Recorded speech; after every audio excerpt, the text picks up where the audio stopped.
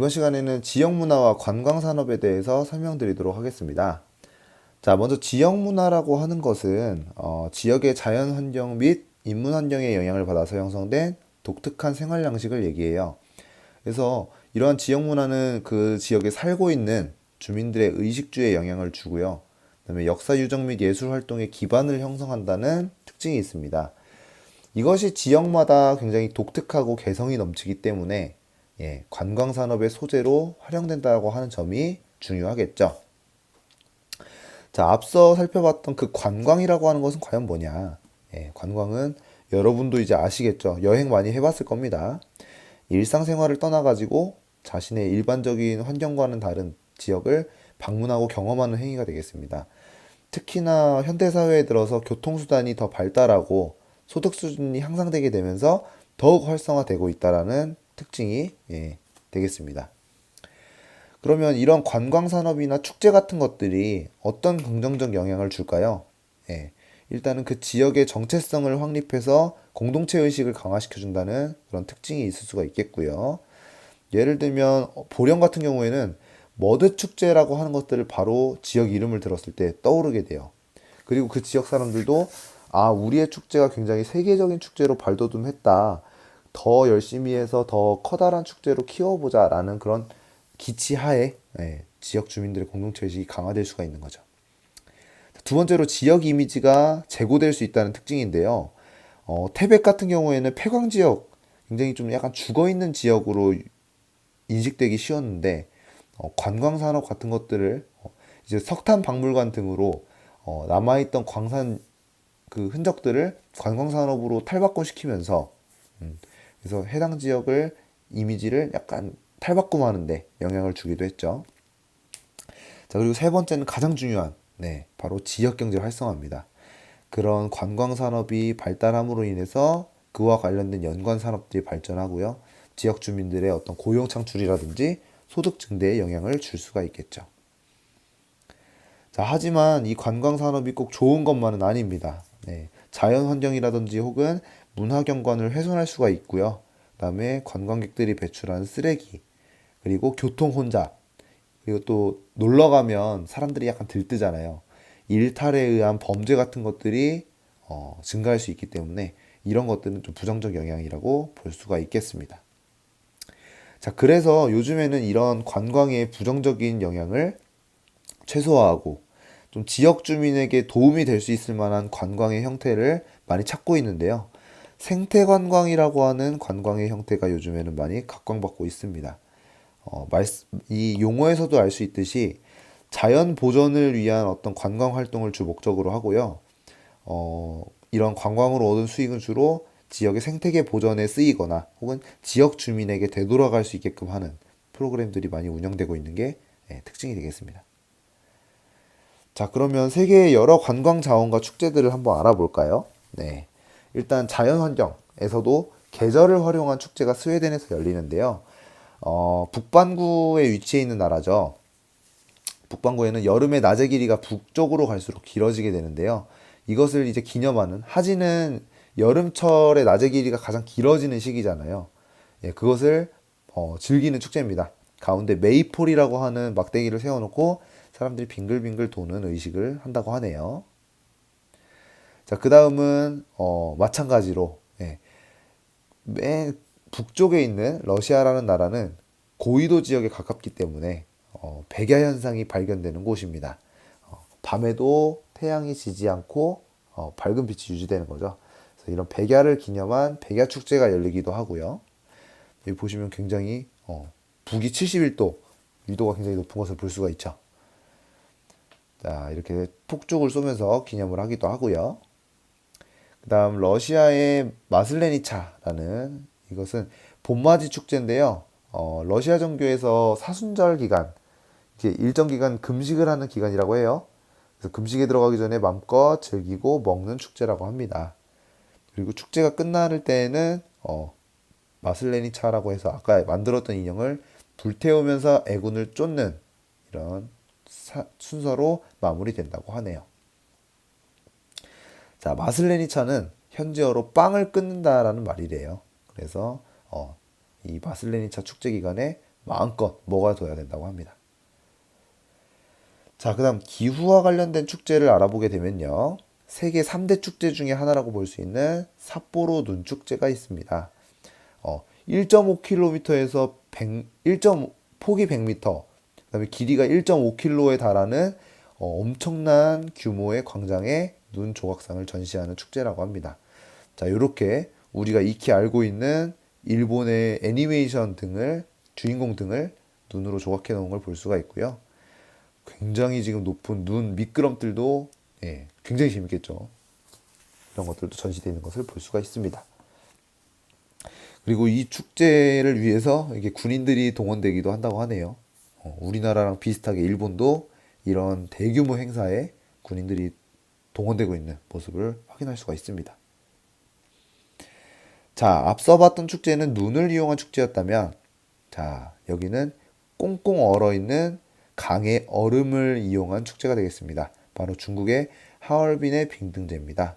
근처에 있는 숭어강에 얼어 있는 얼음을 잘라가지고 조각상을 제작한 다음에 그 안에 보시면 이렇게 조명을 넣어요. 굉장히 형형색색으로 빛나는 얼음이 아름답게 느껴지는 축제입니다. 자, 그 다음 기후를 이용한 축제 중에 타이의 손끄란 축제라는 축제가 있거든요. 자, 손끄란 축제는 타이가 열대 몬순 기후 혹은 사바나 기후가 나타나는데요. 1월에는 되게 고온건조하고 7월에는 고온 다습한데요. 다습하대요. 그래서 건기가 끝나고 우기가 막 시작될 때쯤에 막 시원해질 때쯤에 이제 이런 서로 물을 뿌리면서 애군을 쫓는 그런 축제가 벌어진다고 합니다. 세계적으로도 굉장히 유명해서 해외 관광객들이 이제는 더 즐기는 축제가 됐다고 해요. 이렇게 코끼리가 코를 이용해서 코끼리도 물을 뿜으면서 같이 놀고 있습니다. 자, 그다음 지형을 활용한 관광 자원인데요. 베트남의 하롱베이라고 하는 지역입니다. 여기는 석회암지대에서 용식을 받아서 만들어진 탑카르스트가 이렇게 있는데 그 사이에 바닷물이 들어차게 되면서 마치 바다에 섬이 몇천 개가 떠 있는 듯한 그런 지형을 형성하게 된 곳을 관광 자원으로 활용하는 겁니다. 그래서 보신 것과 같이 이런 크루즈선을 타고 이 바다 섬, 이 석회암 그 지형들 사이를 1박 2일 동안 천천히 유람을 할 수가 있습니다. 선생님도 이 하롱베이 크루즈를 갔다 왔는데요. 그냥 배 타고 풍경만 보면 재미없잖아요. 그래서 크루즈선마다 다양한 레저 활동들을 그 안에서 액티비티들을 할 수 있게끔 만들어 줍니다. 뭐 하롱베이 바다에 들어가서 다이빙을 하고 수영을 할 수 있게 해준다든지, 혹은 카약 같은 것들을 타고 자기가 직접 둘러볼 수 있게끔 해준다든지, 혹은 뭐 베트남의 전통 음식을 만들어 보는 체험, 그다음에 중국의 어떤 전통 무예를 배워보는 체험, 이런 것들이 1박 2일 동안 계속 이루어지게 돼요. 그 중에서 자기가 방에서 쉬고 싶으면 쉬고 나가서 참여하고 싶으면 참여하는 자유로운 형태의 여행이 이루어지게 됩니다. 자, 그 다음은 미국에 있는 그랜드 캐니언이라고 하는 거대한 협곡입니다. 넓은 대평야지대에 콜로라도 강이 깎아놓은 깊은 골짜기를 관광 자원으로 활용하는 거죠. 여기서는 지금 자세히 잘 보이지 않겠지만 이게 켜켜이 다 이제 겹겹이 쌓여있는 퇴적층이거든요. 그래서 이런 층리를 관찰하는 재미도 한몫하는 그런 거대한 지형이 되겠습니다. 자, 그 다음 동식물들을 관찰할 수 있는 케냐나 탄자니아에서 유명한 사파리 관광 상품이 있습니다. 음식과 텐트 등을 챙겨가지고 차를 타면서 드넓은 초원에 있는 뭐 초식동물, 그다음에 육식동물 등을 관찰할 수 있는 거고요. 이런 여러 가지 동물들을 며칠에 걸쳐서 볼 수 있는 유명한 관광 상품이 되겠습니다. 자, 이렇게 어슬렁어슬렁 지나다니는 사자들을 관찰할 수도 있고요. 멀리서 높은 나무에 잎을 뜯어먹는 기린들도 함께 볼 수가 있습니다.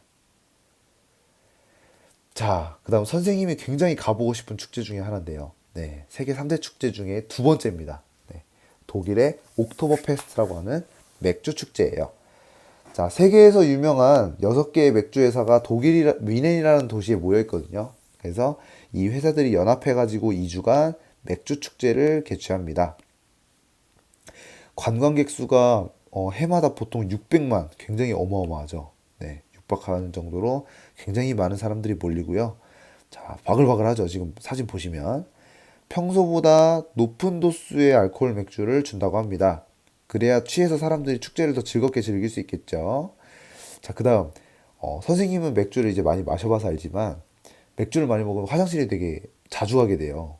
그래서 축제 기간 동안 화장실을 2,000개 건설해서 사람들이 마음 놓고 예, 먹으면서 화장실을 갈 수 있게끔 해주는 게 특징이라고 합니다. 네, 그리고 이 맥주 축제에서는 맥주를 배달하는 사람들의 어떤 역할이 중요하거든요. 그래서 한 손에 얼마나 많은 맥주잔을 잡을 수 있는지 예, 그런 것들을 오디션으로 보고 뽑는다고 하네요. 네, 특이한 축제죠. 자, 그다음 이 지역의 특산물을 활용한 축제 중에서 스페인의 분열 토마토 축제가 있습니다. 네, 토마토를 이제 그냥 던지면 아프니까 으깨서 던져야 되고요. 눈에 들어가지 않도록 물안경을 착용하고 예, 축제에 참여해야 된다고 하네요. 마치 그 색깔만 다르고 보령의 머드 축제와 같은 느낌을 받을 수 있는 축제죠. 네, 이렇게 되어 있습니다. 부족하면 덤프트럭으로 덮어다 줍니다. 자, 그다음 프랑스 망통에 있는 레몬 축제가 앞에 나오고 있네요. 레몬이나 오렌지는 던지면 아프겠죠. 그래서 이런 것들을 활용한 조형물을 건설해서 조형물을 관망할 수 있게끔 하는 축제가 열리고 있는 것을 보실 수 있습니다. 자, 스핑크스 모양이네요. 자, 세계 3대 축제 중에서 마지막입니다. 지구상 최대 축제라고 할 수 있는 브라질의 리우 카니발 축제가 되겠습니다. 이것도 마찬가지로 크리스트교의 사순절 축제에서 유래가 됐대요. 처음에는 이제 종교적 의미가 이제 합해진 거고요. 그다음에 브라질에는 아프리카에서 이주해온 흑인 노예, 우리 그때 민종 할 때 배웠죠? 흑인들이 굉장히 많은데 흑인들이 약간 이렇게 리듬감이 되게 좋잖아요. 네. 종교적 의식의 그런 흑인들의 리듬감 혹은 음악, 감수성 이런 것들이 더해지다 보니까 굉장히 흥겨운 행진을 하게 되는 축제가 만들어지게 된 거죠. 네. 바로 여기서는 퍼레이드가 주요 핵심 포인트가 되겠습니다. 브라질에는 삼바 학교도 있대요. 그래서 1년 내내 이 삼바 학교에서 리우 카니발 퍼레이드를 준비한다고 합니다. 출연진들만 해도 20만 명이 된다고 하네요. 굉장히 거대한 축제라고 볼 수가 있겠죠. 네, 이렇게 출연진들이 춤을 추기도 하고 화려한 의상을 입고 축제가 벌어지게 됩니다.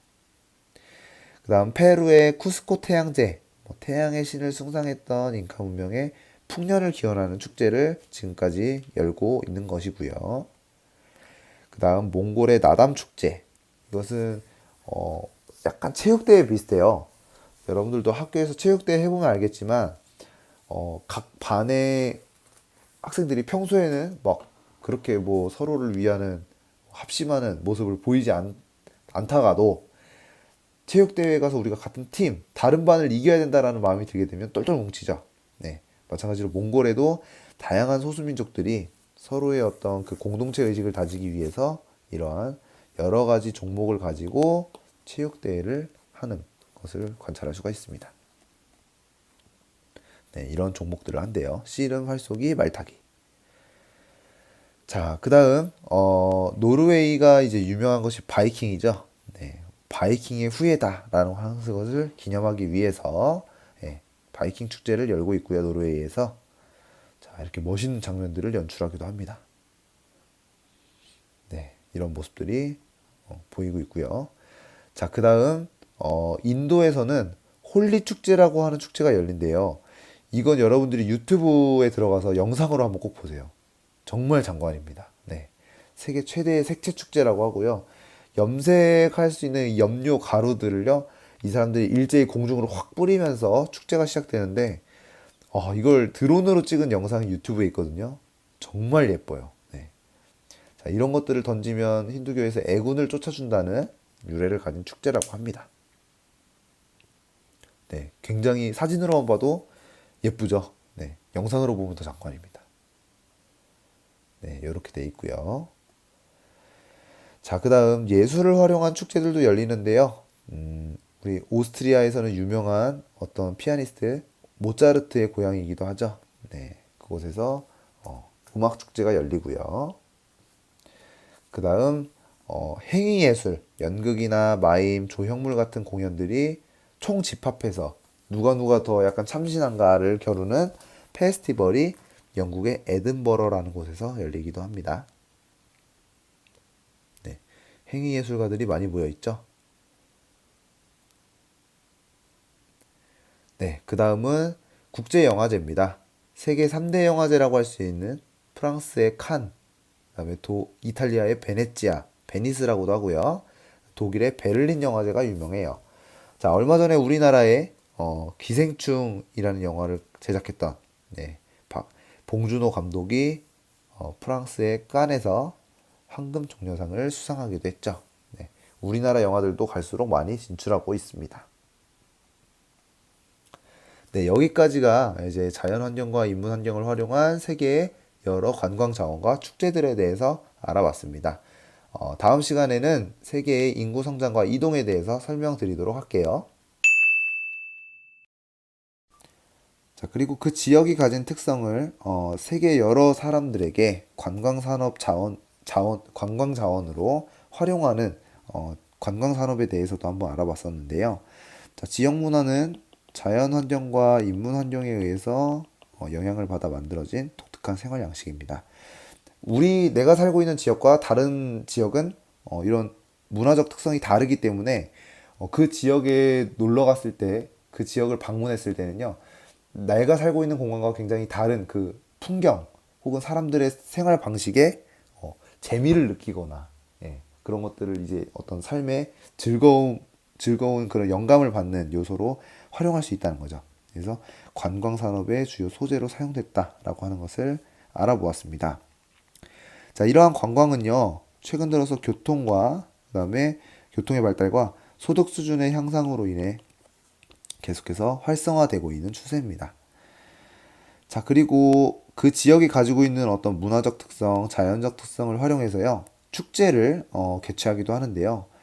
이런 축제는 1년 내내 하는 것이 아니라 일부 기간에만 개최되는 거거든요. 그래서 축제로 인한 어떤 일자리 창출, 소득 효과는 일시적으로 발생한다라고 하는 특징이 있겠습니다. 자, 그리고 관광객들이 너무 몰리면서 관광에 부정적인 영향만 부각되다 보니까 관광객도 좋고 그 지역에 살고 있는 지역민도 좋고 그리고 그 지역의 어떤 자연 환경에게도 플러스가 될 수 있는 그런 관광 형태가 없을까 고민해서 시작된 생태 관광이 요즘에는 각광받고 있다는 말씀을 드렸었죠. 자, 관광으로 얻은 수익은 지역의 생태계 보전이나 지역민에게 돌아가는 그런 프로그램을 계획해서 운영하고 있다고 말씀드렸었죠. 자, 그리고 세계의 여러 관광 자원과 축제들이 아래쪽에 소개되어 있습니다. 아마 하나하나 선생님이 수업 시간에 설명을 해드렸을 텐데요. 뒤에 있는 그 주요 자료들과 함께 꼭 기억해 두세요.